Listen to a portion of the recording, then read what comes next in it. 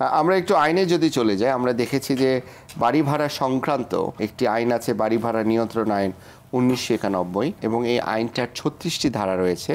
এবং বাড়ি ভাড়া নিয়ন্ত্রণ আইন 1991 এর আগে প্রিমিসেস রেন্ট কন্ট্রোল অর্ডিন্যান্স ছিল 1986, ওটা পরবর্তীতে রিপিল করে বাড়ি ভাড়া নিয়ন্ত্রণ আইন 1991 করা হলো। এবং এই আইনের মেইন যে উদ্দেশ্য ছিল বাসা ভাড়া দেয়া এবং দেওয়ার ক্ষেত্রে বিভিন্ন জটিলতা, নেয়ার ক্ষেত্রে জটিলতা, অনেকে ইচ্ছে মতো ভাড়া বৃদ্ধি করছে, আবার অনেকে টেনান্ট যারা আছে তাদেরও অনেক কার্যকলাপ আছে যেগুলা হয়তো বাড়িওয়ালারা মেনে নিতে পারে না। সো এই জটিলতাগুলো দূর করার জন্যই কিন্তু এই আইনটি করা হয়েছে।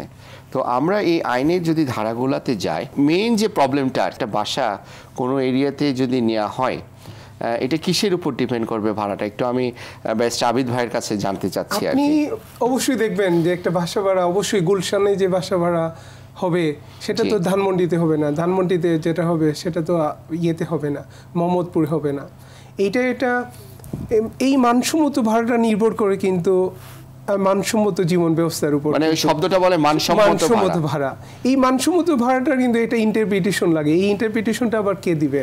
এইটা আমরা যদি আপনি যখন কোর্টের মধ্যে এটা হইতে পারে, কিন্তু ভিন্ন ধরনের আমাদের যে কমন ল, যেমন জাজমেন্ট ল বা ভিন্ন ধরনের, সেই জাজমেন্ট ল থেকে যেটা হয়েছে, যেটা আমরা করতে পারি বা যেটা আমরা বুঝতে পারি, সেই মানসম্মত ভাড়া হচ্ছে যে প্রপার্টিটা আপনি বাস করছেন সেই প্রপার্টিটার ভ্যালুর 15%-এর বেশি কিন্তু এক্সিড করবে না।